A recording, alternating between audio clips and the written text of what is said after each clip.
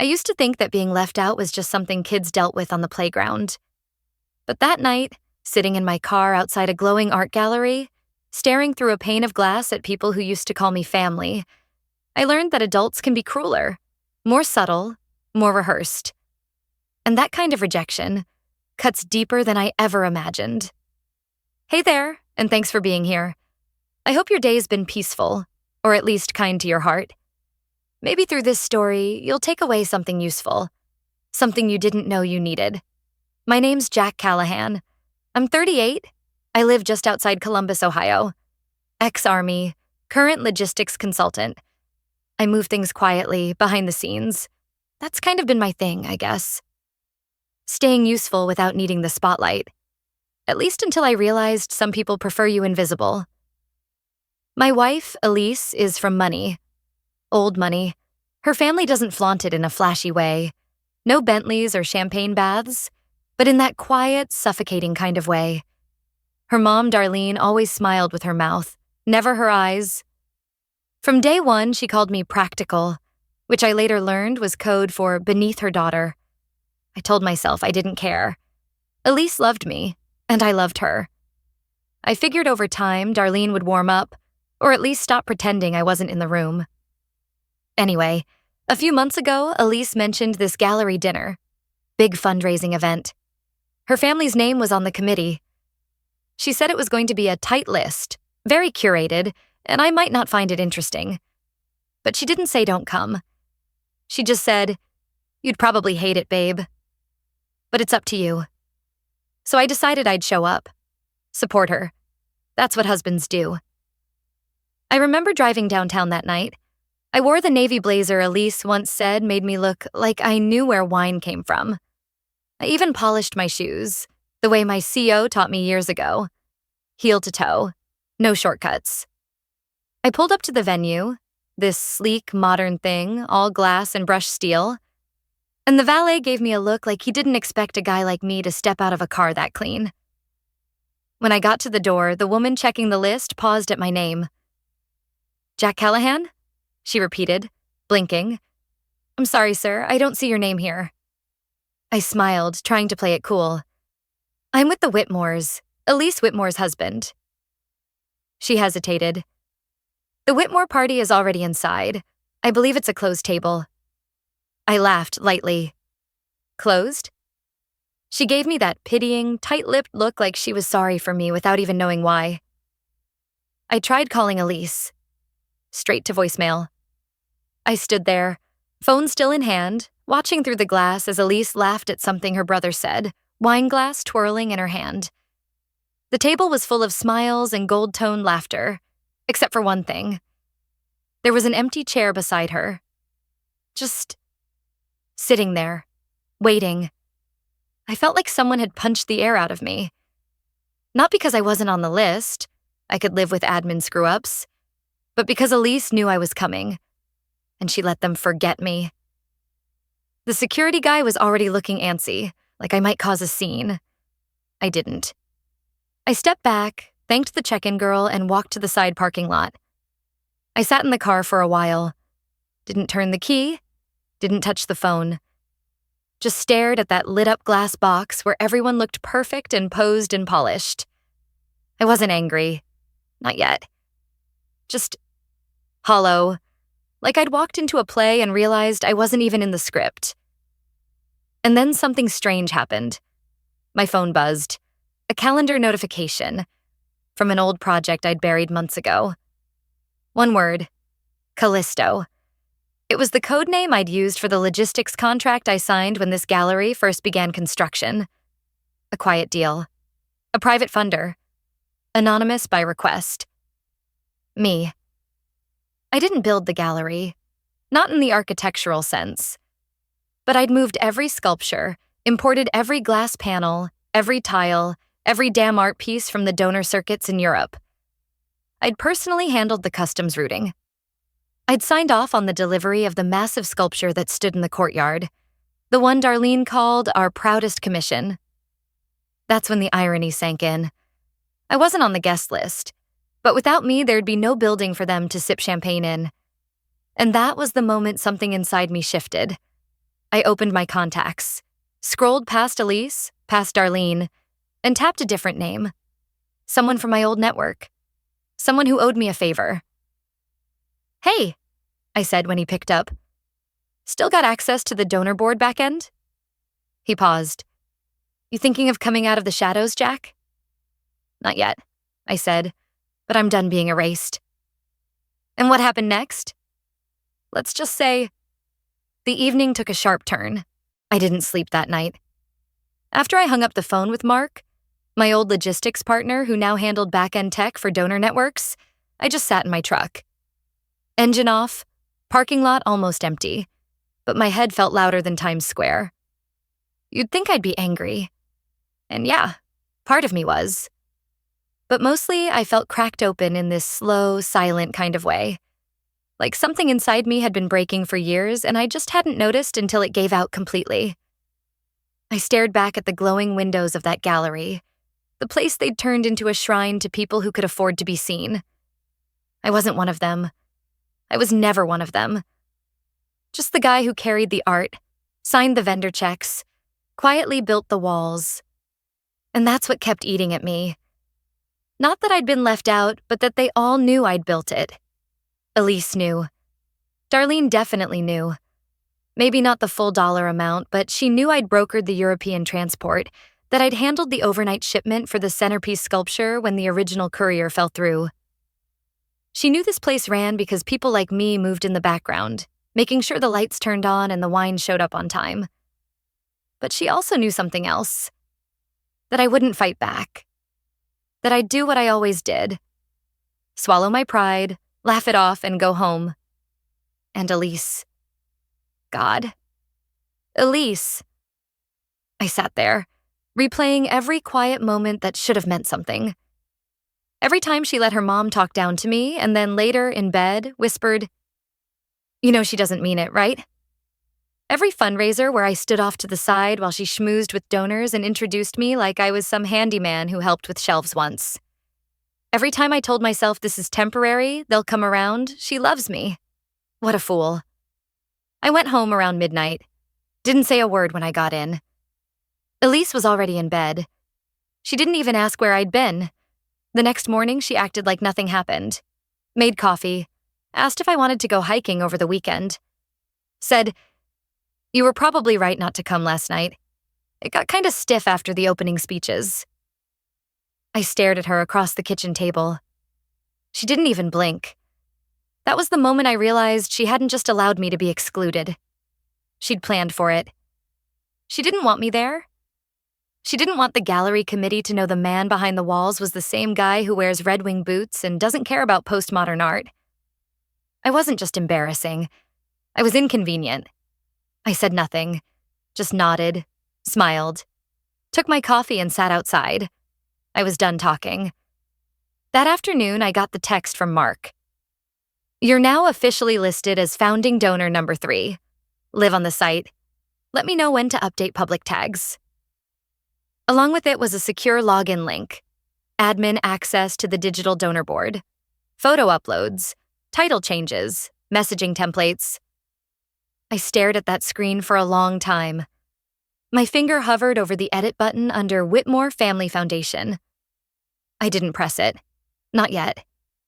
Instead, I opened another browser, went through my archive of scanned documents, vendor contracts, customs clearances, freight invoices, sponsorship agreements, every single one tied back to Callisto Logistics, my company, everyone bearing my signature. I started uploading. By the time Elise got home from yoga, I had turned the guest room into a war room. 2 laptops, open folders, audio notes. She peeked in and raised an eyebrow. "Big project?" "Just sorting old stuff," I said without looking up. She left it alone. Later that night, after she fell asleep, I went back online. Clicked the edit button on the gallery website.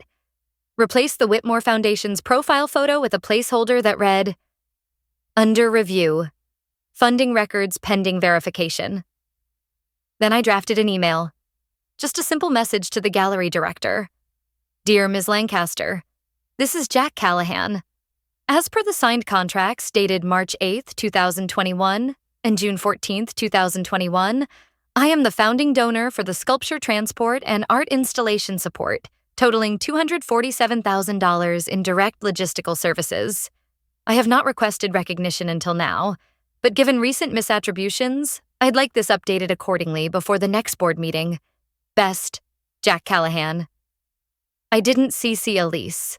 I didn't need to. The next morning, I got a reply. Thank you, Mr. Callahan. We had no idea. We'll make the changes immediately. And they did. By noon, the gallery's homepage had changed. A new slideshow featured 3 key contributors: my name, my company logo, a note thanking Callisto Logistics for foundational support. Elise saw it while scrolling Instagram. Her hand froze mid-swipe. She didn't say anything right away, just stared. A few hours later, her mom called her. I could hear Darlene's voice through the door, sharp and controlled. What the hell is Jack doing? You said he wasn't involved. You said this wouldn't come back to us. Elise stood in the hallway, whispering frantically. I didn't know he'd pull this. I thought he didn't care. That's the part that hurt the most. She thought I didn't care. I should have said something. Should have walked into the room, confronted her. But I didn't. I waited. I wanted to see how far she'd go to protect the lie. And then it happened. That night, after dinner, Elise sat me down. Said we needed to align on the messaging for the gallery updates. You can't just insert yourself like this, she said. It makes us look divided, like we don't communicate. I laughed. Couldn't help it. Elise, I said, you planned a donor dinner without telling me I was excluded. You let your mother erase me. She didn't deny it. She just shrugged. It wasn't personal. It was strategy. And that's when it clicked. It wasn't just about the gallery. It never was. She'd been rewriting me out of her world, one event, one introduction, one empty chair at a time. Not because I wasn't enough, but because I was too much of a reminder that she hadn't built any of it alone. And the final nail? The words she said next. If you really care about how you look in all this, we can name you as a silent partner. Behind the scenes, of course. That's where you belong. That was it. That was the exact moment I realized this wasn't about love anymore. It was about optics, status, control. And I was done playing the quiet husband. But I wasn't going to yell, or fight, or threaten. I had something better. As Elise left the room, I opened my inbox. Mark had just forwarded a document I asked for days ago. Something I'd forgotten I still had a claim to. The gallery lease. Guess whose name was on the ownership clause? Mine. I didn't touch the lease document that night. I just stared at it. My name sat there like it had been waiting all along. Black ink on cream paper, buried under months of trust and silence. Ownership clause, signatory rights, lease co-holder, Jack Callahan. The next morning, Elise acted like nothing had changed. She made us smoothies. Called me babe like we were still playing house. Her voice was light, breezy, like she was trying to reset the week.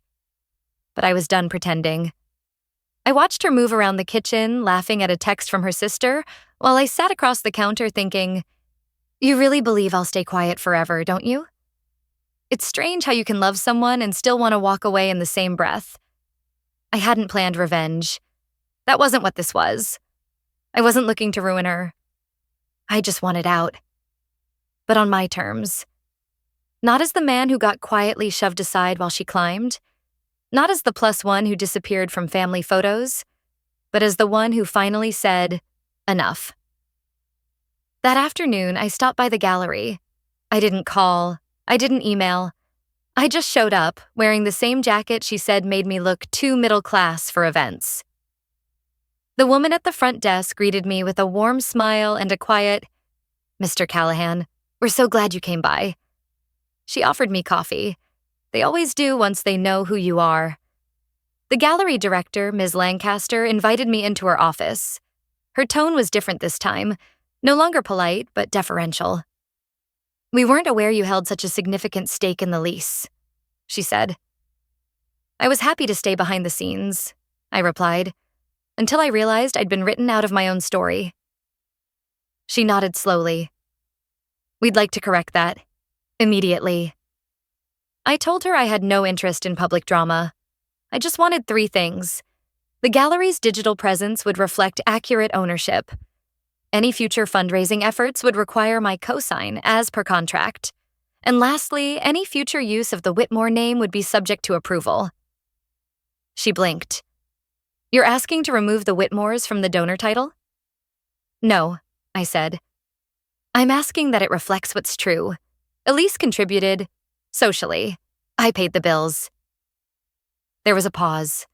I could tell she wasn't used to these kinds of conversations, but she nodded. I'll get legal on it. On the way out, I walked the floor of the gallery like a visitor in my own memory. Each exhibit felt like a piece of the version of me Elise tried to erase.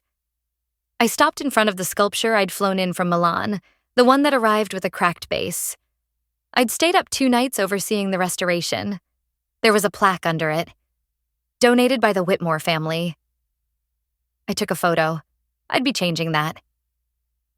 That night at home, Elise was on the phone in the living room, pacing, laughing, completely unaware of the ground shifting beneath her. I poured myself a drink and sat at the kitchen island, pulling out an envelope I hadn't opened in years. The one with our prenup copy. When she hung up and saw the papers on the counter, she looked at me like I'd brought a weapon into the room. What's that? Us, I said. Or at least the version you thought I wouldn't read. She scoffed. You're being dramatic. I didn't respond. I just laid down another document, my ownership clause for the gallery lease. Her face went pale. You're not serious. I nodded. Jack, this isn't necessary. You're blowing up everything because of one dinner. I looked at her and said, that dinner was a funeral. For the version of me that let this slide. She sat down, suddenly quieter. What do you want? That was the thing. I didn't know yet. I didn't want her money. I didn't want revenge. I wanted peace and clarity.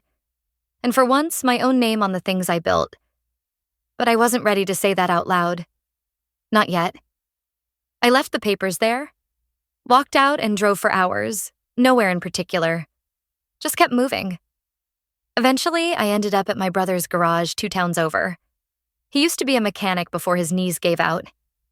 He opened the door in flannel and oil-stained jeans and said, Damn, haven't seen that look since boot camp. I think I'm leaving, I said. Elise? I nodded. He didn't ask why. He didn't need to. We talked on the porch until midnight. About Dad. About growing up broke. About the way some people wear wealth like a shield and others use it like a leash. When I finally drove home, the lights were off. Elise was asleep. But something felt different. I stepped into the bedroom and saw her phone lit up on the nightstand. An email thread was open. I shouldn't have read it. But I did. It was between Elise and Darlene. Subject line: Clean exit strategy. Before he talks. The most recent reply from Elise said, He suspects, but he doesn't know about the trust fund.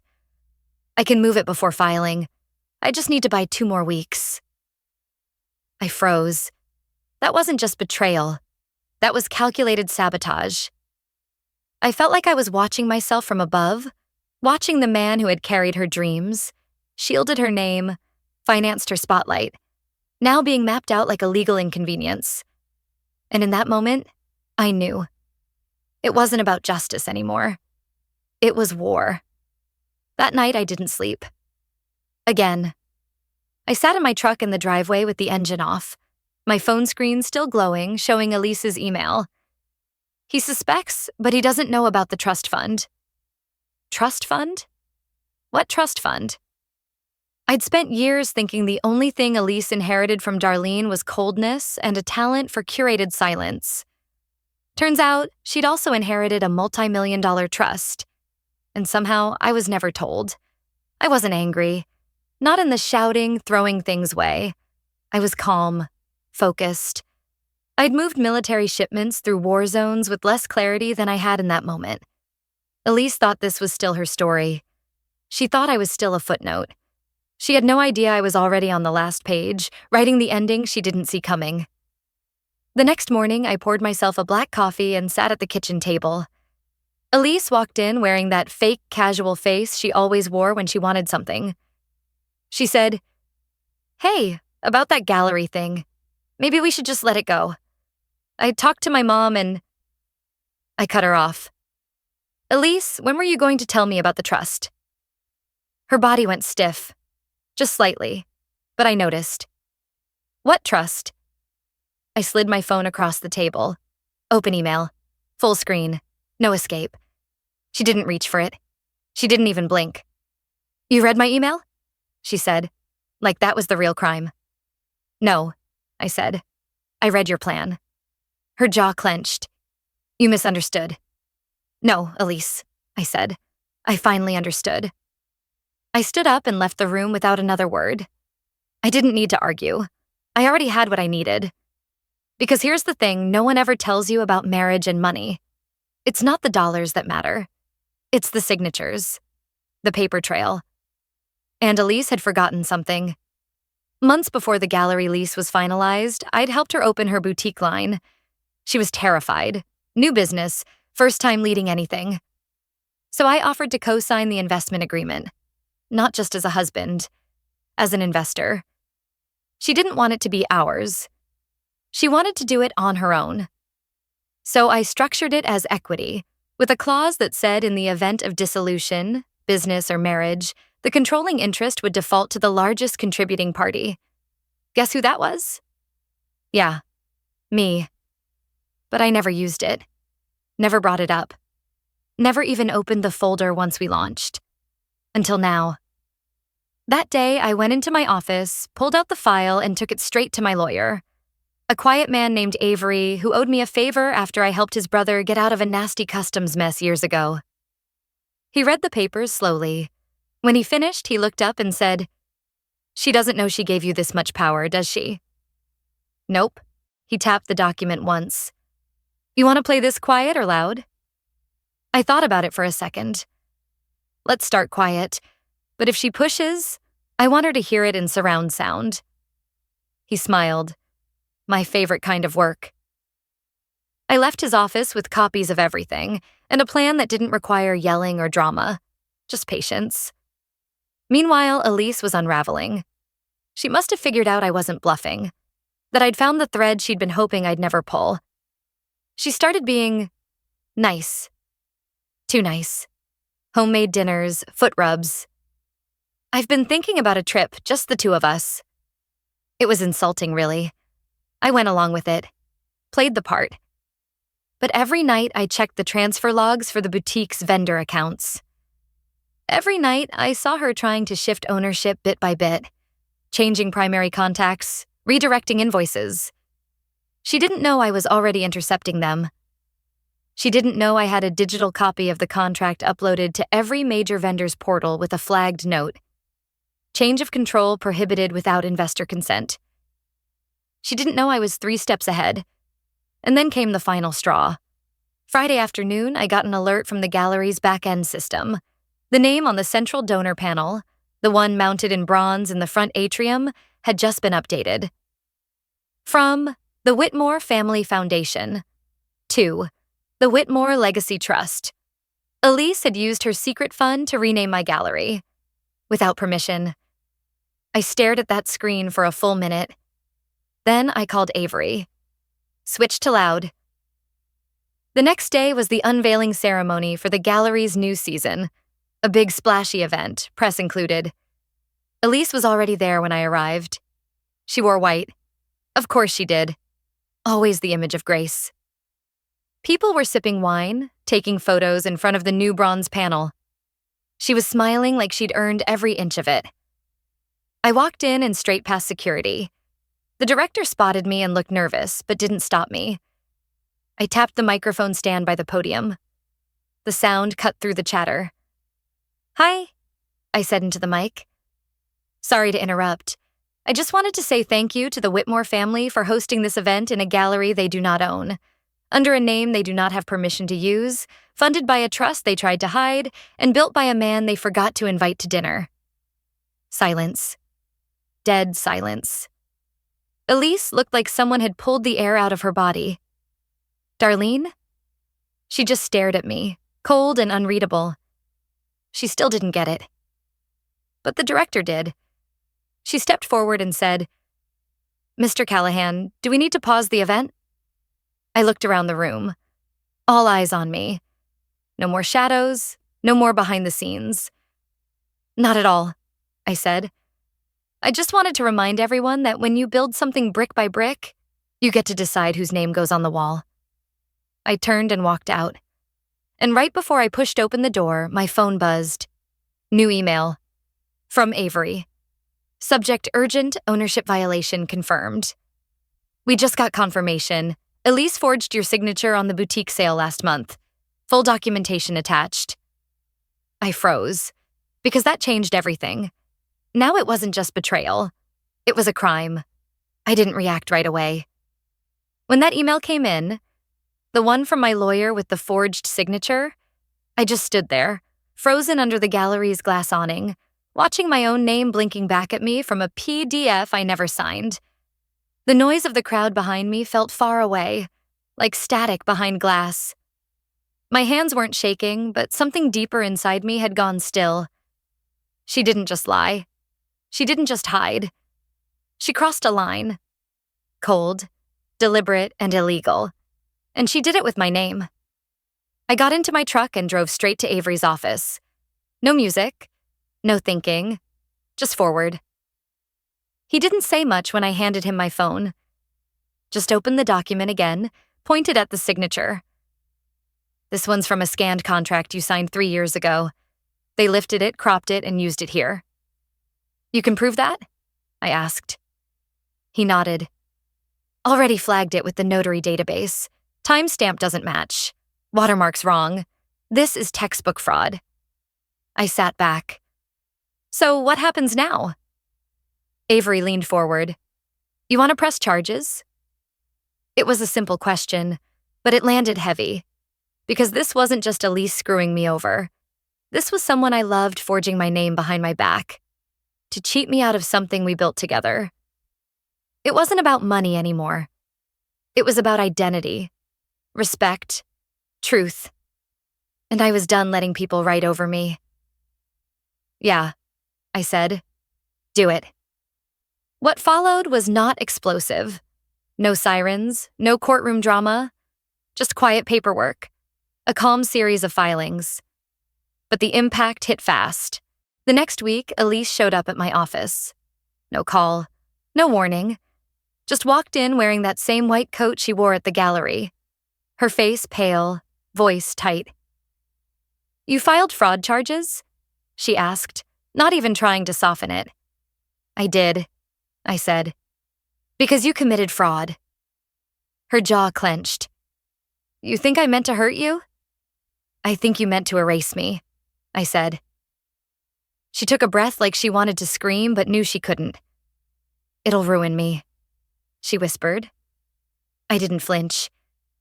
"You should have thought of that before you forged my name on a legal contract." She looked at me for a long time. Not angry, just defeated. Like she finally realized I wasn't bluffing anymore. I didn't yell, I didn't gloat. I just handed her a manila envelope across the desk. Inside was a clean divorce agreement. No alimony, no asset claim from me. Just one condition. She signs full ownership of the boutique over to me, effective immediately. "You keep the house," I said. "The car, the gallery donor title. But I keep what I built." She didn't speak, just stared. I stood up, grabbed my coat, and looked her in the eyes. "This isn't revenge, Elise. This is closure." She signed it the next morning, and just like that, it was over. The fraud charge stuck. No jail time. Avery had worked out a deal with the DA for deferred prosecution, conditional on full restitution and surrender of business control. But it meant her reputation took a hit. Vendors dropped her. Her gallery invites dried up. Word spread quietly, the way it always does in polite society. People didn't stop talking to her, but they stopped trusting her. And in that world, that's worse. As for me, I didn't throw a party. I didn't post anything. I just reopened the boutique under a new name, Second Wind, and hired the only 3 employees who'd stayed loyal through the chaos. I didn't rebuild it to prove a point. I rebuilt it because it deserved better. I deserved better. A few weeks later, I got a letter from Darlene. Not a call. A letter, 1 page, tidy handwriting, no apology. Just this line: "You've made your point." But at what cost? I didn't reply, because the point was never to hurt them.